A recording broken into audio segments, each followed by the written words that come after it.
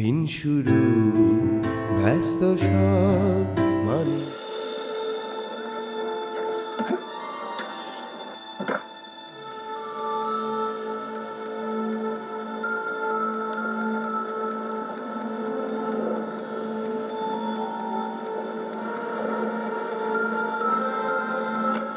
বাবু,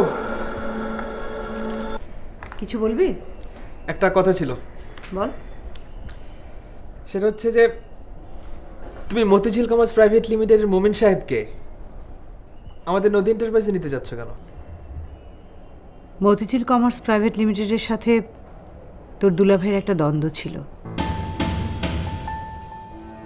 বারবার সে ওই কোম্পানির কাছে হেরে যেত, সেজন্য মমিনকে আমাদের কোম্পানিতে আনতে চেয়েছিল। সবকিছু ঠিকঠাক ছিল, এর মধ্যে তোর দুলাভাই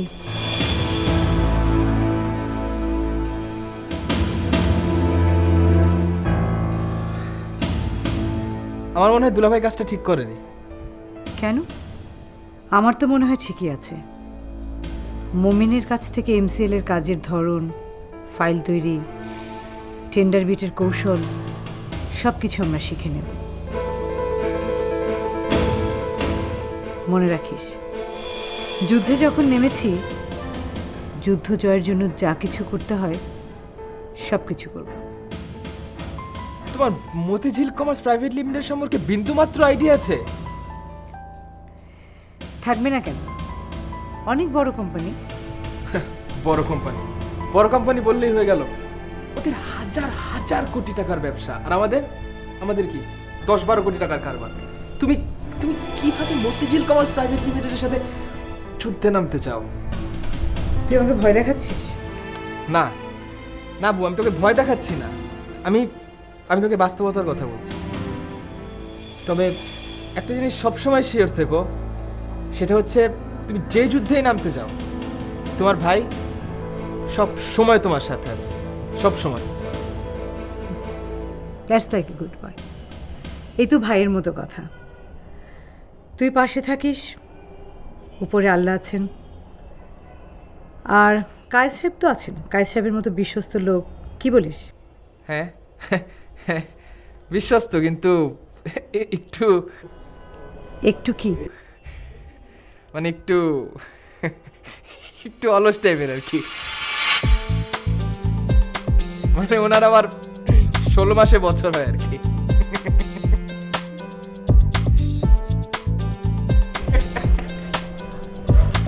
দেখা যাক।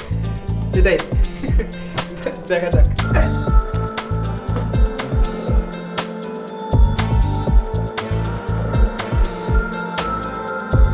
মানুষ নগরে স্বপ্ন সেজে চলে দু চোখ জুড়ে। মহারথী কেউ আর কেউ সাধারণ, উত্থান আর পতনের যুদ্ধ চলে। রাতে দিনে রং বদলানো, হাজার মানুষের চাওয়া পাওয়া মতিঝিল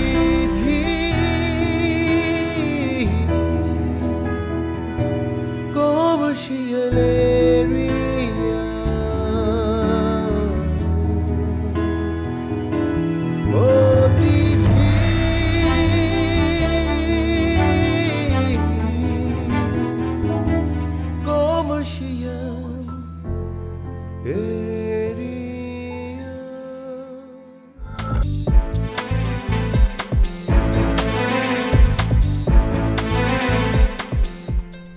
কি বলছো এসব? আমি অনেক ভেবেচিন্তে সিদ্ধান্তটা নিয়েছি ভাবি। আমি অনেকবার চিন্তা করেছি, আর এটাই আমার ফার্ম ডিসিশন। তুমি বুঝতে পারছো না সুজাতা, তুমি কিন্তু পরে রিগ্রেট করবে। আমি জানি ভাবি, আমি যখন গতবার চিটাগাং থেকে ঢাকায় আসলাম তখন কিন্তু আমার এরকম কোনো প্ল্যানও ছিল না, আর এবারে আমি এই প্ল্যান নিয়ে এখানে এসেছি। তুমি সিদ্ধান্তটা পাল্টাও। দেখো আমি পালবো, আমি বড় করবো। এটা বড় কথা না ভাবি, বড় কথা হচ্ছে আমি ইকবালের সঙ্গে সংসার করতে চাচ্ছি না। কি আবল তাবল কথা বলছো তুমি? আমি তোমার কি মনে হচ্ছে আমি শখ করে ডিসিশনটা নিয়েছি? একটা মেয়ে কখন ডিসিশনটা নেয়? একটা নির্মম জায়গায় গেলে মানুষ এরকম একটা নির্মম ডিসিশন নেয়, তোমাকে বুঝতে হবে ভাবি। তারপরও বলবো তুমি আরেকবার ভেবে দেখো সুজাতা, প্লিজ।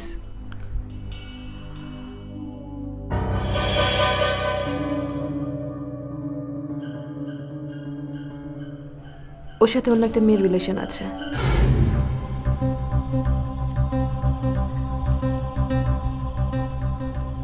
অন্য একটা মেয়ের সাথে ইনভলভ।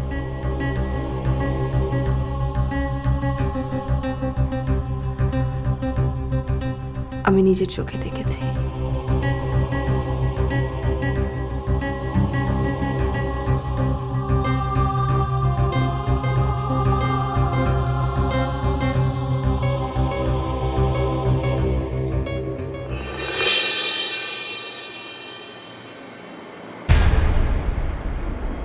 তুই আর আগের মতো নেই।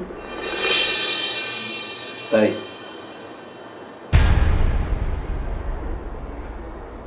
গ্রাম থেকে ফিরে আসার পর তুই অনেক বদলে গেছিস। তুই ঠিক মতো কথা বলিস না, কোনো কিছুতে জোর করিস না, ফোন দিলে ফোনটা পর্যন্ত ধরিস না। আচ্ছা তুই কি আমার উপর রাগ করেছিস? রাগ করলে কি তুই কারো রাগ বুঝিস? আমাকে তোর কি মনে হয়? তোকে আমার ঝুমঝুমে মনে হয়।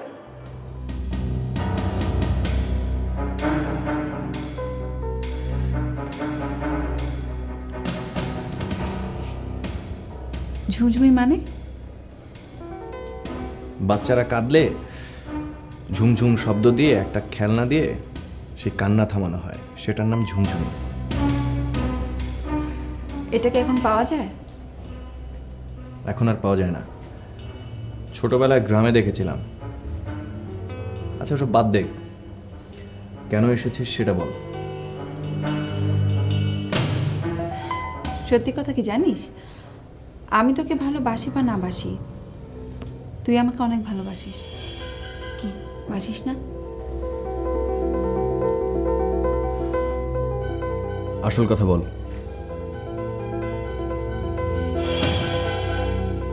তুই একটা আমার উপকার করবি এবং তোকে সেই উপকারটা করতেই হবে। আমি অনেক ভেবে দেখেছি, এটা ছাড়া আসলে আমার কাছে আর কোনো উপায় ছিল না। ঝেড়ে কাশ। তুই আমাকে বিয়ে করবি?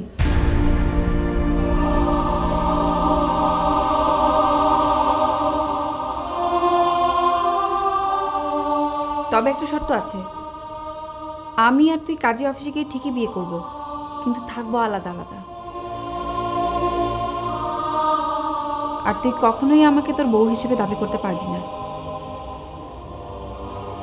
আর কিছু বলবি? না, আর কিছু বলবো না, কিন্তু তুই আমার কথা রাজি কিনা সেটা বল। বাসায় যা। যা বাসায়।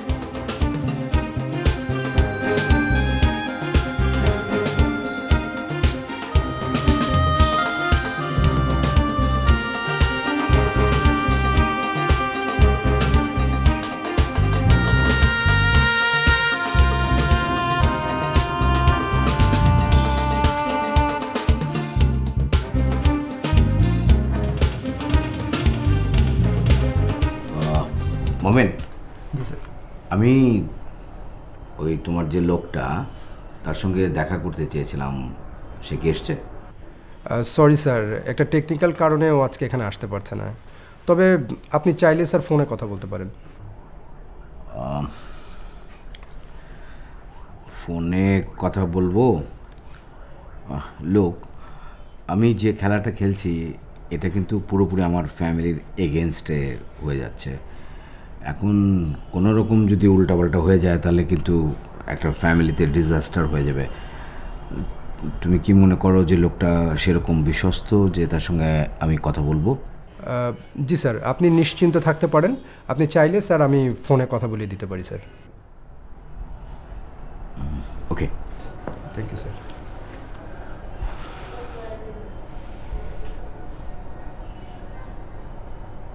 হ্যালো, হ্যাঁ হাফিজ ভাই। জি ওয়ালাইকুম আসসালাম। হাফিজ ভাই, আমি যে জন্য ফোন করেছি যে আমাদের এমডি স্যার আপনার সাথে একটু কথা বলবেন। জি, আমি ফোনটা স্যারকে দিচ্ছি, আপনি কথা বলবেন। জি স্যার। হ্যালো, জি জি আপনি বলেন। ধানমন্ডির এই বাড়ির আশিক মাহমুদের সঙ্গে আপনার ভাই সোহেলের স্ত্রী হুমায়রা নাজরিনের অনেক দিনের প্রেমের সম্পর্ক। আপনার মেজো ভাইয়ের স্ত্রী হুমায়রা নাজরিন মতিঝিল কমার্স প্রাইভেট লিমিটেডে নিজেকে প্রতিষ্ঠিত করতে চায়। সে কারণে তার স্বামী সোহেল রহমান চৌধুরীকে অনেকবার প্রলুব্ধ করতে চেয়েছে, কিন্তু সোহেল রহমান চৌধুরী নিরিবিলি নির্লিপ্ত জীবন পছন্দ করার কারণে তার ফাঁদে পা দেননি। বিকল্প হিসেবে হুমায়রা তার ইউনিভার্সিটি লাইফের প্রেমিক আশিক রহমানকে খুঁজে বের করে এবং তাকে দায়িত্ব দেয় মতিঝিল কমার্শিয়াল প্রাইভেট লিমিটেডের ঝামেলা বাঁধানো, এবং তার সাথে যোগ দেয় মতিঝিল কমার্শিয়াল প্রাইভেট লিমিটেডের ডাইরেক্টর জলিল আখন্দ। তারপর আশিক মাহমুদ খুব খারাপ প্রকৃতির মানুষ।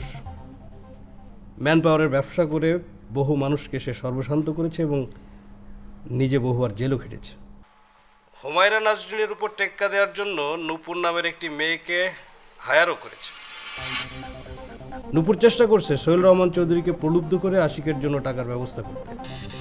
সময় পেলেই হুমায়রা নাজরিন লং ড্রাইভে যায় আশিকের সঙ্গে এবং সময় সুযোগ পেলে তারা ঘনিষ্ঠভাবে মেলামেশাও করে।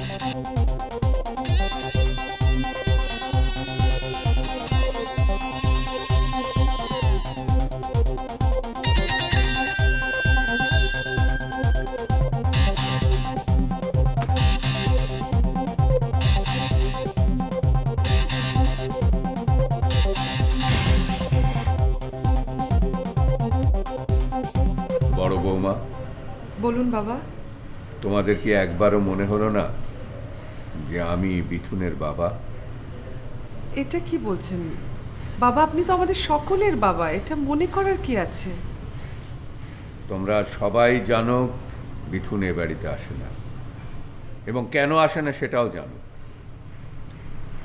মতিঝিল কমার্স প্রাইভেট লিমিটেডে বিথুনের যা পাওনা আমি ইমরানকে বলেছিলাম তা দিয়ে দিতে। ইমরান পাঠিয়েও ছিল, কিন্তু বিথুন গ্রহণ করেনি। বরাবরই ও একটু জেদি।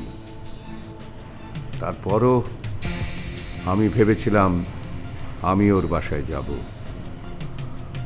আমার মেয়েকে আমার ছায়ায় নিয়ে আসব, কিন্তু হুমায়রা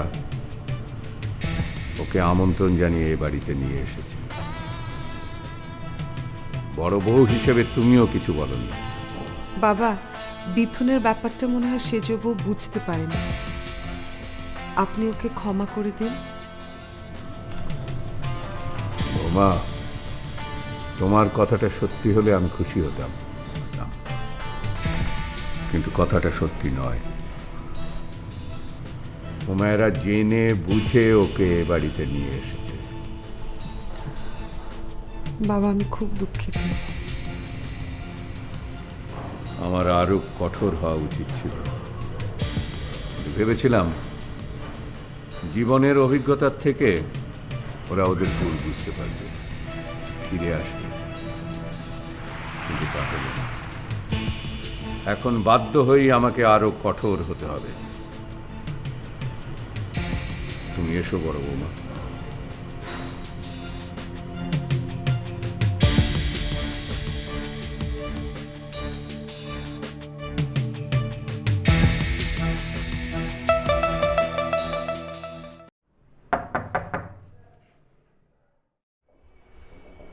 দূর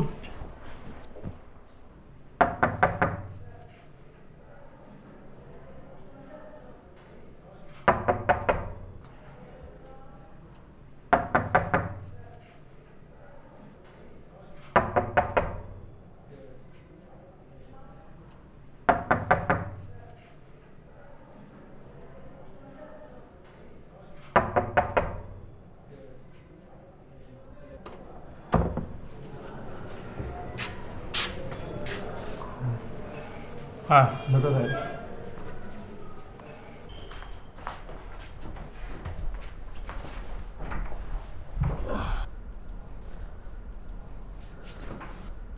তুই আমার ঘুম ভাঙিস কেন? ঘুম ভাঙাবো না? এখন কয়টা বাজে ঘুরিতে? দেখ দেখ কয়টা বাজে, 11টা। আর কত ঘুমাবি তুই? বাজুক 11টা, তোর কি?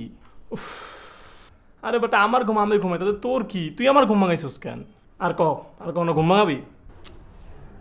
দেখ বিপুল, তুই জানিস আমি কাউকে কথা দিয়ে কথা রাখতে পারি না, তাই আমি কাউকে কথা দিইও না। এখন তোকে কথা দিলাম বটে, কিন্তু আমি যদি আমার কথা রাখতে না পারি তখন কি হবে বল? তখন কি হবে?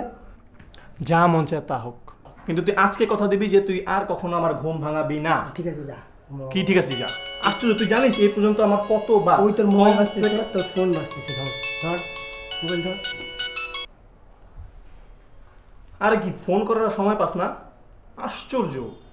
মানে অসুবিধার কি করলাম? না তোমার রৌনক রে আজকে মাইরেই ফেলাইতাম। আরে তোর সময় নেই, সময় নেই, খালি ঘুম ভাঙে। তোরা যে কি করিস না। আচ্ছা শোন, যদি কাজ না থাকলে তাহলে তুই বাসায় চলে আয়, ঠিক আছে? আর শোন, তোর অনেককেও নিয়ে আসিস। আচ্ছা আসবো না। সীমা বাইচা গেলি আজকে ওর জন্য। এই বিষয়টি হয়ে গেল। হ্যাঁ রবিন বসো।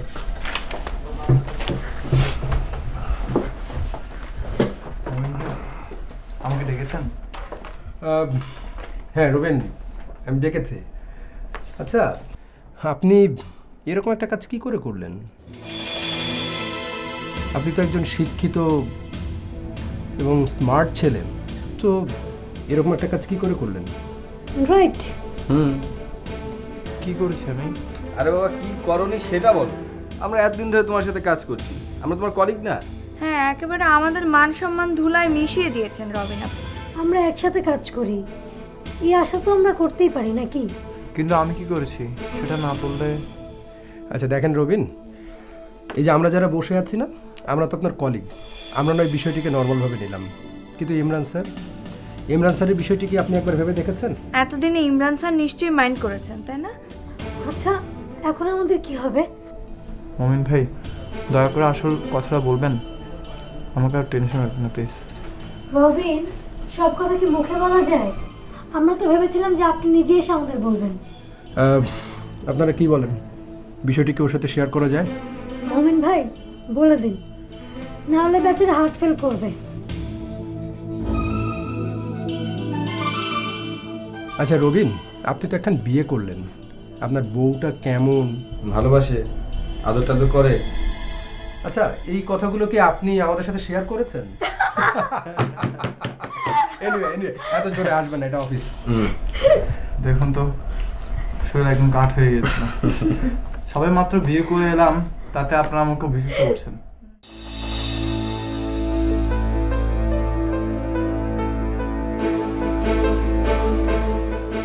আসবো না মানে? অবশ্যই আসবো। টাকা পয়সার ব্যাপার না এসে কি পারা যায়? আপনি চিন্তা করবেন না, আমি ঠিক সময় চলে আসবো। Okay bye.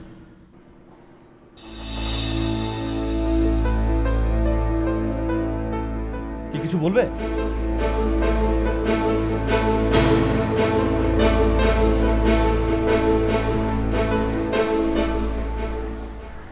হাফিজকে আপনি কোথাও পাঠিয়েছেন? না তো, কেন? ওকে কোথাও খুঁজে পাওয়া যাচ্ছে না। পাওয়া যাচ্ছে না মানে কি? গেছে হয়তো কোথাও। আমি সব জায়গায় খোঁজ নিয়েছি। আছে আছে, খোঁজ নিয়ে দেখো। ফোন করেছো? ফোন বন্ধ। আমার মনে হয় হাফিজ চলে গেছে। আর ও বেতন না নিয়ে কোথায় যাবে? হাফিজ আমাদের এখানে কাজ করেছে 3 মাস। ও কি 1 মাসেরও বেতন নিয়েছে? তাই তো।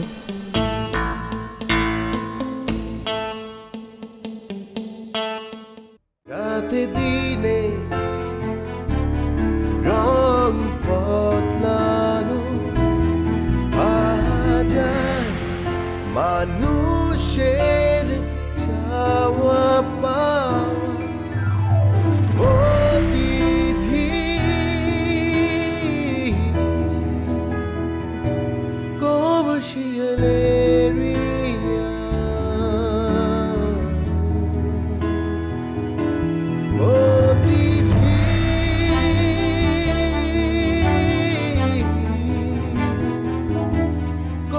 taşıyan